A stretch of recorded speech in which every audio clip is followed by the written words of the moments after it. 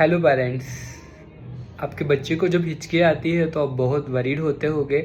आपको लग रहा होगा कि क्या हो रहा है। बच्चों को हिचकियाँ जब आती है जब उनके पेट में गैस बहुत जम जाता है, जो डायफ्राम के मसल्स को इरिटेट करता है।